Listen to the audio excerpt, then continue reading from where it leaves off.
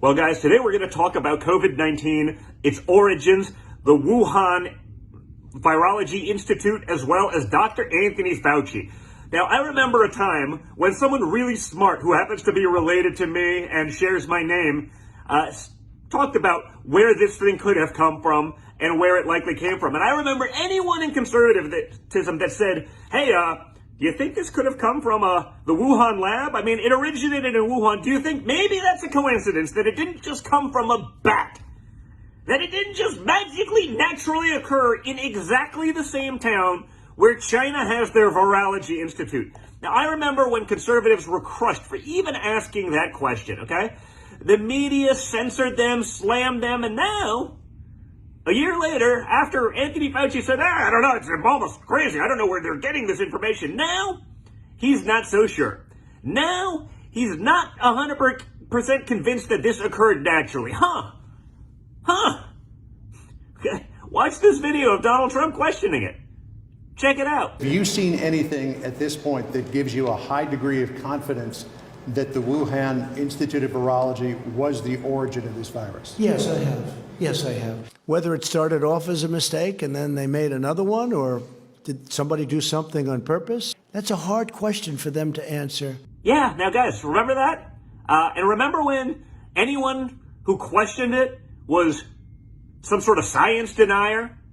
Okay? The Wuhan lab leak theory, it's ridiculous. It couldn't possibly have happened that way. I mean, total coincidence. Just happens to be in the same town, but we're to believe that it came from a bat. And if you didn't, you were terrible. These are the things that they're trying to push on, okay?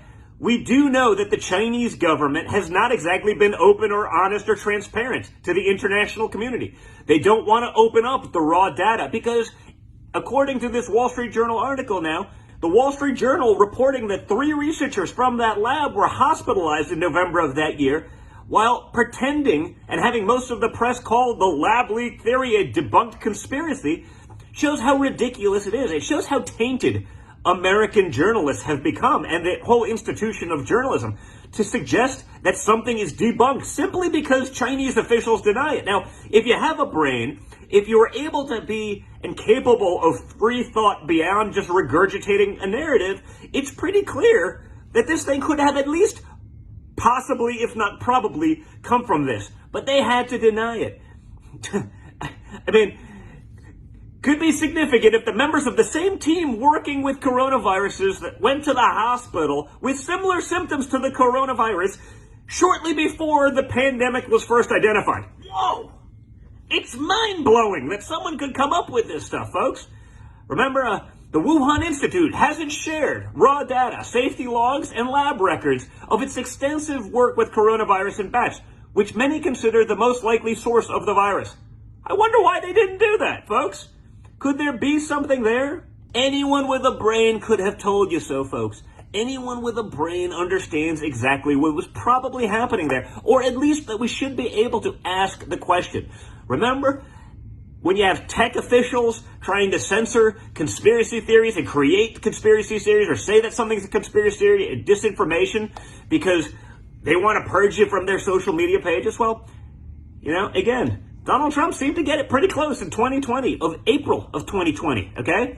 But again, you're not going to give Donald Trump a win, so we're going to pretend that it didn't happen, okay? We're going to pretend that those things didn't happen. Turns out he was right, or at least it seems that he was right, or at least there's a high probability that he was right, that given what has happened, given the extent of the damage, shouldn't we at least be looking into it? And shouldn't we have been looking into it from moment one, rather than trying to pretend something that isn't is and try to cover it up?